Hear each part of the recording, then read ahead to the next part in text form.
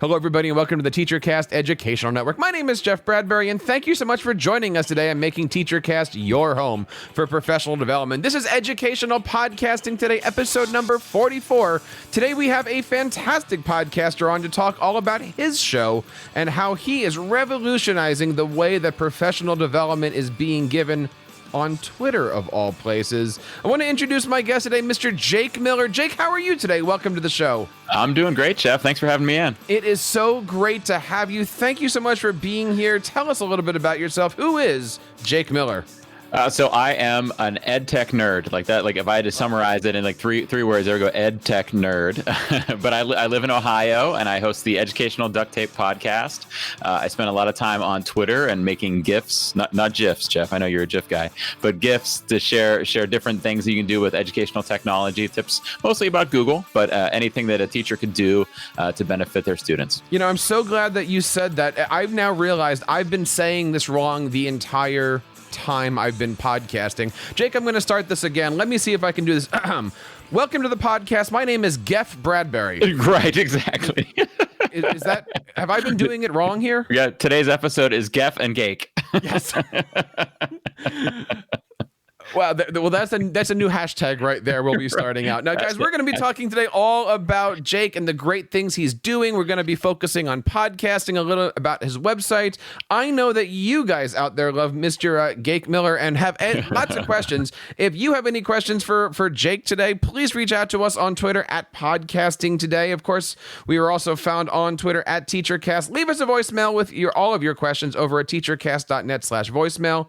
And if you're looking to start a podcast with your students this week, especially as the school year is winding down, check out our brand new channel, podcastingwithstudents.com, where you can find all the great tools, equipment, curriculum, everything you need on how to start a podcast. Go on over to podcastingwithstudents.com. Now, Jake, let's just kind of get started here. Your show is pretty amazing. You've had some amazing guests on it. Talk to us a little bit about Educational Duct Tape. How'd you come up with the name, first of all? Well, so the name I came up with, it's been a couple of years. I've been doing it as a presentation for years, and it just became a podcast back in January was when I first launched, but I started kind of preparing it in November and December. So it's pretty new, but about 6 months in.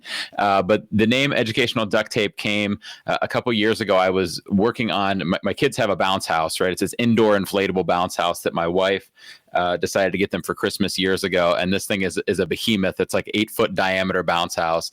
And we got it for them. I remember Christmas Eve, I had to inflate it all myself and everything. And it took up our entire living room. And, after a couple of days of playing with it, the kids got bored with it. So I'd have to always fold it up and put it away. And then a couple months later, I would take it back out and fill it back up again for them. And after a couple of years of this love-hate relationship with this bounce house, one day it had a hole and it started fizzing. And I got a little bit of a Mr. Burns from The Simpsons moment. Yes, excellent. I thought I could throw it. Right. I thought I could throw it away there. But the kids loved it too much, so I had to find something to fix it. And what I ended up fixing it with there was a patch kit that came with it, but at some point in time we had found it on the floor and gone, what the heck is this thing? And thrown it away. So we didn't have a patch kit anymore. And what ended up working with it was duct tape.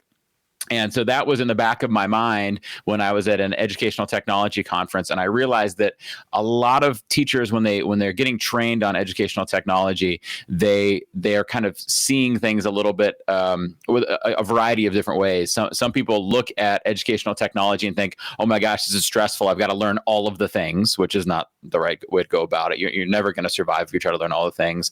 And some people look at it and go like, oh, this is great. I'm going to remember this tool and this tool and this tool and this tool. And then when I come to a time when they're applicable in my classroom, then I'm going to use them. And that's what I realize is we need to see these things as tools. We need to put them in our toolbox, and we need to come back to them when they relate to something we're trying to do with our students. And that's what I realized. It's just like that duct tape, right? I didn't wake up that day thinking I'm going to use duct tape today. I was thinking, no, I'm going to have fun with my 3 kids. And I got out the bounce house and I needed a tool to fix it, and duct tape fixed it. So on the podcast, we talk about different questions you might have in the classroom and how educational technology can fix them. So we view the technology as a tool, not as a focus. Talking today with Jake Miller, a man with an 8-foot bounce house and obviously high vaulting ceilings. Right. Was the podcast something that you've always wanted to do, or is your podcast just another way that you're building your brand? I have been listening to podcasts for gosh, probably 7 or 8 years. So I've been a huge fan of podcasts. And over the last year or two, I started thinking I would like to get into the game myself. And it became a good way to share this message. So it kind of was the blending of a couple different things. My love for podcasts, me having a message I wanted to share with teachers, and then needing a way to get it out there further than I could get it just in my own, travels around the state of Ohio. Like I wanted to reach further, and it became a perfect way to do that. Now, podcasting isn't your only vehicle for connecting. I see over on your website, jakemiller.net, you've got a pretty impressive Flipgrid community that's following you. That's something that we've been exploring here. Talk to us a little bit about your love for Flipgrid and how does it all work with your community? Well, so I wanted a way on the podcast to share the voices from the educators that listen. I want to answer, like we talked about how we're answering educational questions and how they can be solved with technology. So I needed to get the educators to ask those questions. So I created the Flipgrid. I know a lot of podcasts use like SpeakPipe is something that's pretty common out there, and SpeakPipe is great. But I said, why not use a tool that is already in education, give those educators a chance to use something that's already education related, and create more of a community feeling. I think SpeakPipe tends to be like listener records a message, podcaster receives the message, podcaster uses it on the podcast. What I wanted to do was listener asks a question, other listeners see the question and respond, and then I have the choice of using it on the podcast or not using it on the podcast. So it's nice that it kind of is a multi-tiered thing where the listeners can network together, and then I could also use it on the podcast. So then when there is a message that I want to use, maybe we want to answer the question or feature somebody's answers, I just download those grid responses and rip out the audio file and pop right into the podcast. I love that, right? And the nice thing over here is if you look at your website over on jakemiller.net, everything just embeds nicely. It's visual. And you're right. I mean, I can even speak from my own experiences on, people seem to be intimidated by SpeakPipe. I either get somebody with a 3-minute long question or I get 3 minutes of dead air. Yeah. And with Flipgrid, you have that opportunity to really see, to interact. You're building your community. You've got all the interactions underneath of there. But that's not the only place that you're building interaction. You've come up with something pretty interesting. Is it called the Edu GIF? That's what I call the Edu GIF. EDU GIF. Yep. Talk to us a little bit about that. How did that come about? And how do you make those things? Because everyone's asking those questions. Like, that's so cool. What are you using? Right. So I use Camtasia to make my GIFs. Camtasia, I'm going to say, is the ideal tool for doing it. A lot of educators would likely not use Camtasia to do it because there's a cost associated with Camtasia. It is worth the cost. It's around, I believe, $160 for educators. I'm not sure that that's the exact number of it. And I think that if you're going to use it to the level that I'm using it, where I'm making a couple GIFs a week and making my videos in it and things like that, it's worth it. But if you're the average educator and you're just trying to make GIFs, you might want to go with a less expensive tool or a free tool. And there are a variety of them out there. You know what, Jeff? I'll give you a link to a post I have that lists a whole bunch of different free or inexpensive tools they could use for it. Would love to link to that. We actually just did a post this morning. It launched on a big review of the brand new Camtasia 2019 that came out. Awesome features. Especially for teachers. I mean, everybody. Tangent here, right, Jake? Everybody here is like, oh my God, it's not a free product, but they're not going for free. That it is a professional product, but look at what you can do with this thing. Yeah, I believe, and I believe this with all educational tools. Like if the value that you get out of it is worth the price of it, then it's worth the price of it. You should pay for it. It doesn't all have to be free. Now, when you're using something once or twice during the school year, you don't want to have to pay for it in that situation. But if it becomes something that you're going to use regularly, then it becomes worth it. You've got to pay to use good tools, and Camtasia is a good tool. The reason I started using it for GIFs, I actually started using it originally for videos, and I was making screencasts and posting them on YouTube. Like it would be like how to post an assignment in Google Calendar or Google Classroom, or how to make a Google form that jumps to different pages based on the answers. And I would make these videos late at night and post them on YouTube and share them on Twitter and on my website. And I'd come back to them a week later and I'd find that I had like 6 views. And the reason was I was sharing these things out there and nobody had any impetus to click on the link, plug in their earbuds, and listen to these videos that I had made. And I think the reason is at that point in time, I didn't have an audience of people who trusted me to make good content. They didn't know me.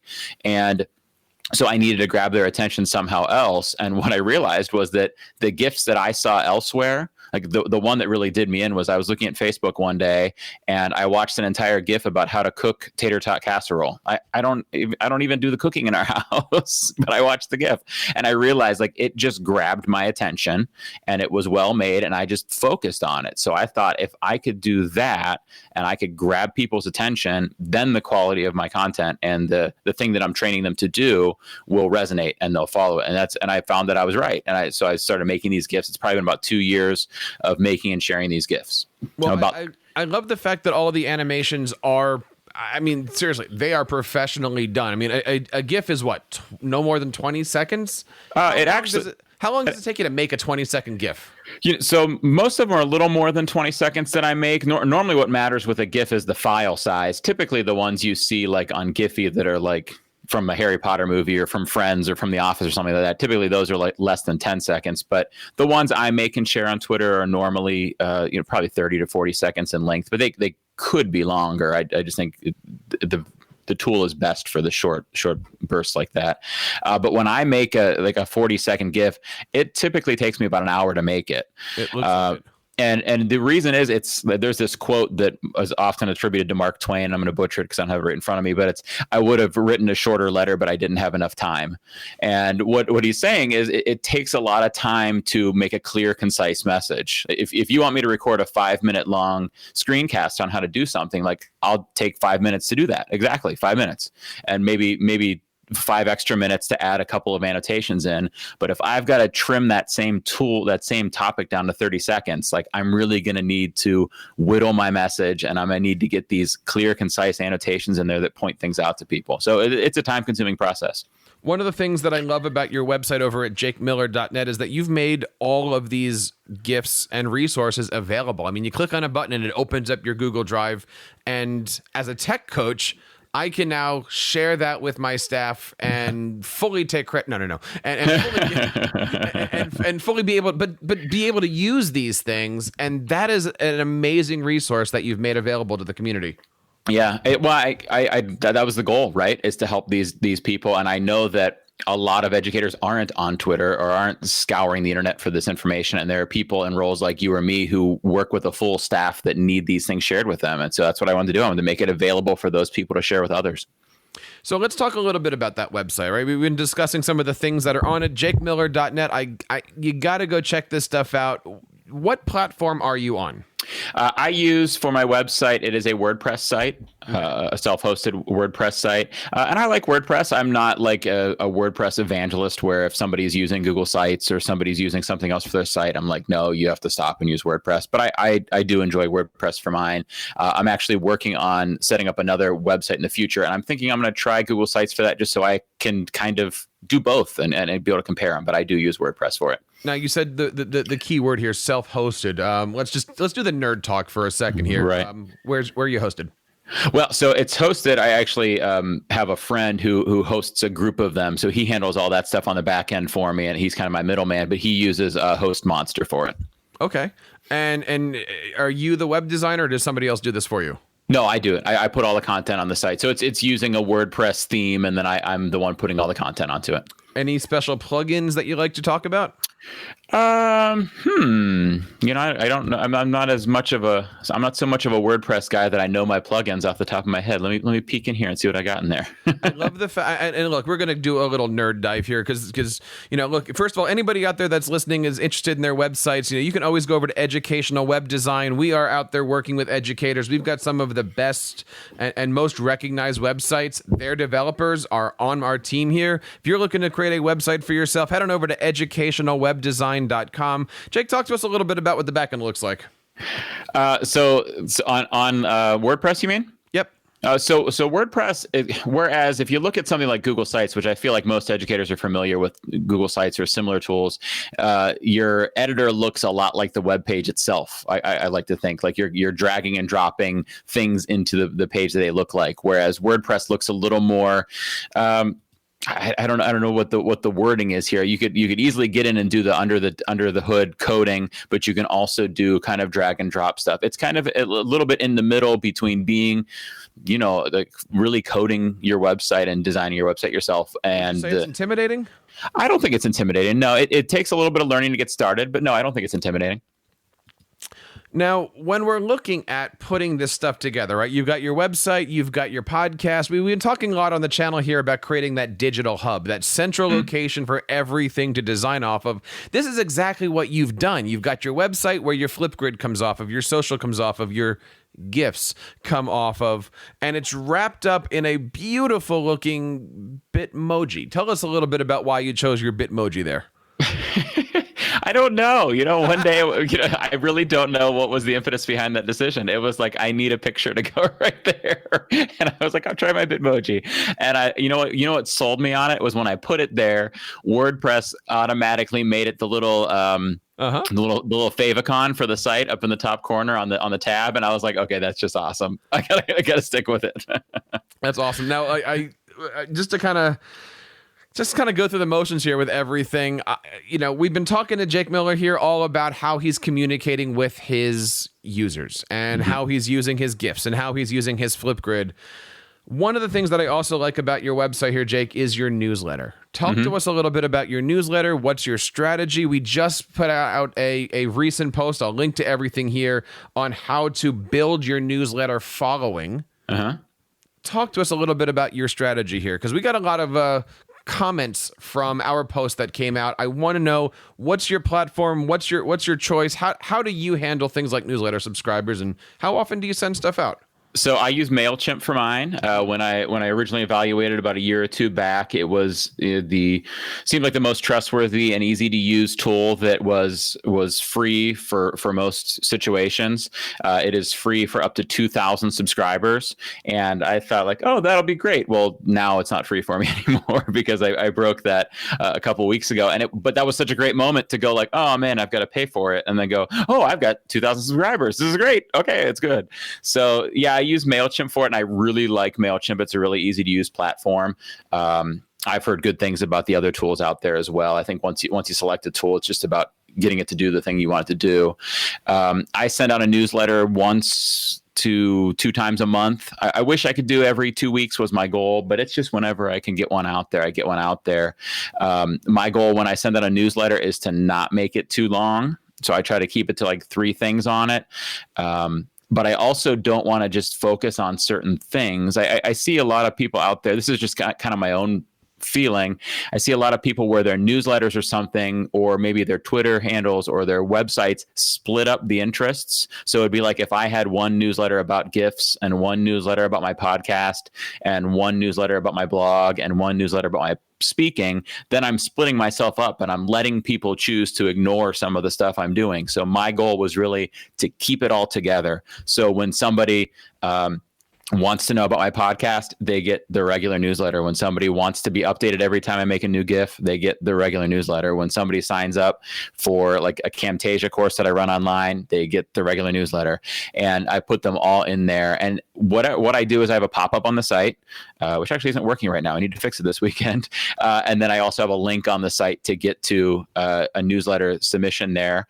But then also I try to, anytime I do like a contest for something or a sign up for something, I put a disclaimer in there that says, like, disclaimer, I'm going to add you to my newsletter subscription right now. And then you could remove yourself if you want to. So when people submitted feedback on my podcast, when I first rolled it out and I was giving some stickers away for free, they had to fill out a Google form to sign up. And then those all went right into my newsletter right there. So any way that I could bring people in there. And then if they want to unsubscribe, that's fine. But you really want to pull those people in.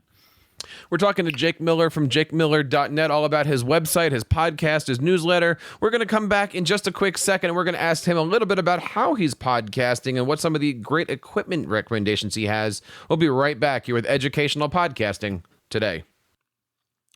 Friends, before we move on with our show, I wanted to let you guys know I have been in education now for almost 20 years. And I've seen the changes some students have come to face every single day, whether it's going through school hungry, not being able to see a doctor when they're sick, or not getting the proper rest at night. These challenges make it hard for kids to focus on their learning. I remember a story of a student who came to my office one day and she could barely stay awake due to all the circumstances happening around her at home that were beyond her control. I didn't know what I could do, and I wanted to be able to help her out in any way that I could. Thankfully, Concordia University in Portland is leading the way with their 3 to PhD program that helps to combat students' fears, freeing them to pursue their highest dreams. They're revolutionizing education by creating a holistic model that provides groceries, healthcare, and even clothing to students right here on campus, helping them thrive and helping our communities strengthen and grow. Concordia's College of Education offers online and on-campus programs where students have the opportunity to learn about a more compassionate approach to education and see how nurturing the whole student can lead to amazing things. To learn more about how you can help students conquer their monsters and achieve their highest dreams, visit cu-portland.edu/let's conquer. That's cu-portland.edu/let's conquer. And use the hashtag #NatureEducateGrow. My philosophy. Yeah. You record everything through audio. How do you know where the mistakes are? Right. However, if I go like this... Oh, I didn't see you do it. Okay. Now when I edit in Final Cut, I can see exactly where the cuts are. Right. And that's how I can do this in 5 seconds versus an hour and a half. Do you listen to the Shooks and Gift podcast? You ever listened to them before? Jen used to be my co-host. Yeah. Oh, really? Well, I know her on their podcast. They like scream or something so that they see an audio blip. So they let out a really loud noise. Me, I just go through the whole thing. I fine tooth comb edit my podcast, which is crazy. They're also Canadian. Yeah. Hey. And we're back with Educational Podcasting today, episode number 44. I'm talking to the great Jake Miller from jakemiller.net, all about his website, all about his podcast. Jake, before we keep going here talking about your podcasting equipment, many people out there say, I want to get started with, whether it's get it started on social media, get started on podcasting. What advice do you have for anybody that's just sitting here going, should I? Shouldn't I? Where to? What's the best advice you have for anybody that just wants to get started into this branding medium? Because really, that's what you're doing, right? You're building a brand for yourself. Right. I think you just have to try it out. Like if you're really considering something and you're coming back to that thought of should I try this or not? The answer is yes, you should. You won't know until you really try it. You might dive in and find out, I don't really think this was for me, and if you're in that situation, then you want to start off inexpensive and free just to kind of get your feet wet and try it out. I know a lot of people out there that are in the podcasting world advise you to record a couple episodes and throw them away, right? Record them, edit them, see how it feels, and then scrap it. And that's certainly an option too if you're really not sure about it, but you really do just have to try it out. I'm the guy that says, do a couple episodes, save them, and then put them out as episodes 101, 102, and 103. Right. Because once you get an audience and once you're rolling, you go, hey, guys, this is where we started. Right. And now suddenly, instead of, welcome to the Teacher Cast podcast, it's one guy in a microphone, and it's just like, ooh. But it certainly works. Now, talk to us a little bit about what you have in front of you, right? Because I want to talk a little bit about equipment here. We don't have to go too deep diving here, but what do you use to make your show? I'm a relatively low cost show. I wouldn't call it a free show. I use a Audio-Technica ATR 2100 as my mic. I heard it recommended by a number of podcasters. It's about a $65 or $70 microphone. It goes on special on Amazon pretty often. So if you put it in your cart and just keep an eye on it, you might find it on sale. I'm very happy with it. I think it sounds pretty good. Certainly I could have spent 5 times that much and gotten a better microphone, but I think it's good enough. And I do like it. It doesn't pick up too much room noise. That's good.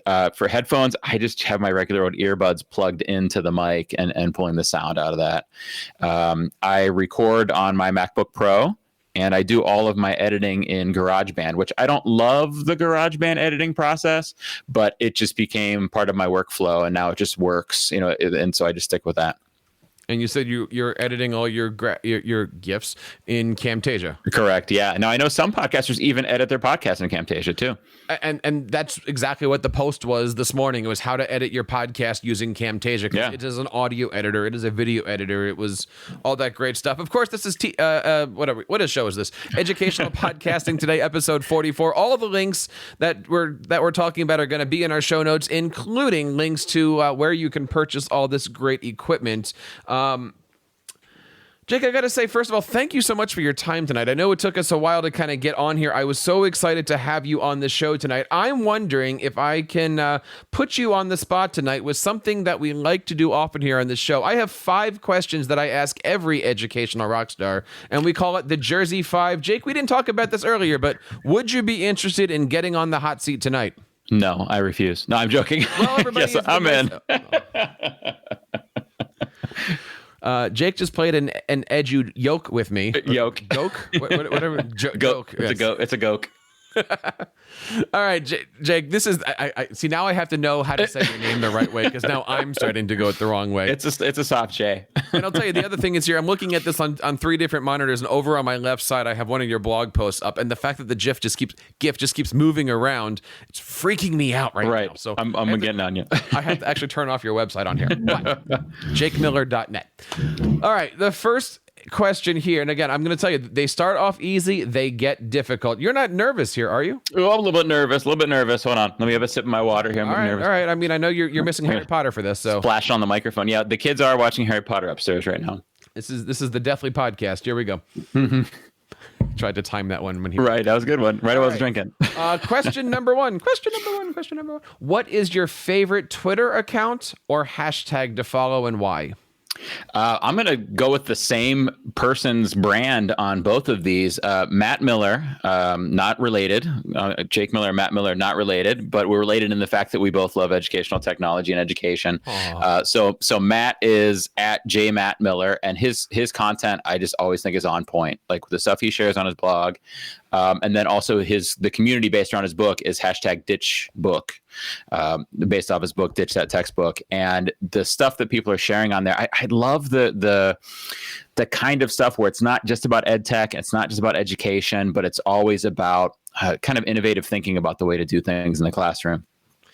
Question number 2, and I think I know this one. Your favorite ed tech tool?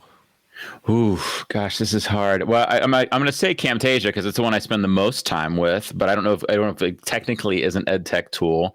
I'm a big G Suite guy. I love Google Slides and Google Drawings. Or is it G Suite now? No, it's a soft G in G Suite. Okay. It's a hard G in GIF, a soft G in G Suite. But I like them all. Man, okay, these are getting harder here. They weren't supposed to get harder for me to figure this stuff out, but they're getting harder for you. All right, number 3. What is the best advice you've ever been given as a, sometimes I say podcaster, sometimes I say teacher, sometimes I say best advice you've ever been given as a fill in the blank? Okay. I get to fill in the blank too? For you. I'll be nice. JakeMiller.net. Go ahead. So for me, the best advice I've ever been given, actually, for any role, pretty much, is there's a book by Seth Godin, Hard G Godin. It's called What to Do When It's Your Turn, and then in parentheses, and it's always your turn. And the whole book is him saying essentially to you stop waiting for people to invite you to do the things you want to do. It's always your turn. Just take the step and try it out. Get out there and do it. And I feel like I wouldn't be on the path I'm on if I hadn't done those things. I would still be 3 teaching positions ago, teaching mathematics. I wouldn't be on Twitter. I wouldn't have a website. I wouldn't have a podcast. I wouldn't be speaking. I wouldn't be doing this. I wouldn't be right now. I wouldn't be connected to this if I didn't hear that message. It's always your turn. I absolutely love that, and I'll certainly put a link to that book in the show notes. Oh, it's phenomenal. All right, 2 more here. They're getting harder. Number 4, what do you hope your students remember about you when they graduate at the end of the year? Oh, gosh. Okay, I hope they remember. Wow, what a cool guy. No, I'm kidding. I hope they remember that I'm always trying to... GIF. What a GIF. Guy is such a gift. He is a gift to us kids. I hope they remember that I'm always doing things with students in mind and thinking about what is best for the student. I know that there are some situations where people are thinking logistics first, and I try to think students first. We had a situation, just an example, recently in my day job where we had a teacher out for paternity leave, and he was out for 10 days, and a substitute teacher came in, and I advocated for that teacher to have access to all the regular technologies that a normal teacher would have, because that's what the classroom teacher wanted. And I wanted the best thing to happen for the kids. I didn't want to think logistics of, well, is it right to give technology to a sub? I want the best thing for the kids. What's best? What's right for them? That's awesome. That is something that you don't hear of, substitutes coming in, but they're, not stripped of everything, but they're not granted access to things, or they don't, and there's many reasons why all that stuff works, but that is an awesome little story there. Yeah. Thank you for sharing that. Yeah. But we have number 5 here. This is a hard one. This is the one that's going to make you think. This is the one that's going to really put you on the spot here. Okay. What is the best teachable moment you've ever had? The best teachable moment I've ever had. I have this is what came to mind first. So it's the best, but it's the first that comes to mind. My very first time presenting at a conference was, about 7 years ago. And I was presenting at an area math conference. And I had been using a smartboard in my class for a couple of years. And an administrator in my district said, "Hey, Jake, I think you really should go present about smartboards at this conference." And they said, "Well, I have a smartboard at the conference. You could present about how to use smartboards in the math classroom." I was like, "Great. That sounds awesome." I went and I totally bombed. Totally bombed. And the teachable moment is that it was all okay afterwards. I was frustrated after it happened, but I learned from that. I now practice my presentations before I do them. I now think all of the things through. I have a backup plan for if the technology is not working. And I know that even if I fall flat on my face, everything's going to turn out fine afterwards. And that was my teachable moment. So when you don't have a smartboard, have an EduGIF. Right.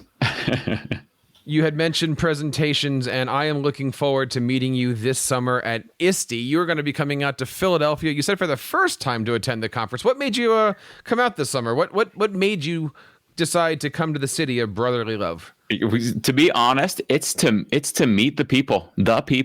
I love the Twitter community and that PLN that I built up over the years on Twitter. So I can't wait to just go there and shake hands and high five and fist bump all these people that I met before. But people are telling, I asked for some advice on Twitter the other day, and some people are telling me about what conferences or what sessions to go to, or to get the sessions early. I'm like, I might not even go to any sessions. I might just be talking to all these wonderful people, these educators, these passionate educators the whole time I'm there. And I've wanted to go for years. And finally this year, I'm like, I'm doing it. I've got to go there. I've got to meet all these people. You are going to be standing in the hallways giving out "It's Pronounced" GIF stickers. That's the truth. Which I see constantly on Twitter. Jake Miller, I want to say thank you so much. Where can people find out more information about the great things that you're doing? So they can find jakemiller.net is my website, or you could find me on any social media at Jake Miller Tech. Jake, thank you so much for your time. Keep doing the great things that you're doing. The podcast is amazing. And please invite yourself on the show anytime. I'd love to have you back on to deep dive into even more of these great things that are doing. And would actually love to do an entire show, maybe on Camtasia or some kind of screencasting show. There's a lot of great things. Guys, don't forget, if you have any questions for Jake Miller, you can reach out to us here on the show. You can find us on Twitter at TeacherCast, or bring all your podcasting questions to @podcasting today. Leave us a voice message over at teachercast.net/voicemail and email us over at feedback@teachercast.net. Guys, as the year wraps up, we want to say thank you guys for being a part of our TeacherCast journey. We are just getting started. There are so many great things happening on TeacherCast. If you're looking for an amazing website, you can go to educationalpodcasting.com. And if you're looking to become a tech coach, there's a lot of people asking, how do you become a tech coach? You can always listen to our show, Ask the Tech Coach. We drop it every single Monday morning, and you can find that over on the TeacherCast Educational Network. Guys, thank you so much for making TeacherCast your home for professional development. My name is Jeff Bradbury, reminding you to keep up the great work in your classroom and continue sharing your passions with your students.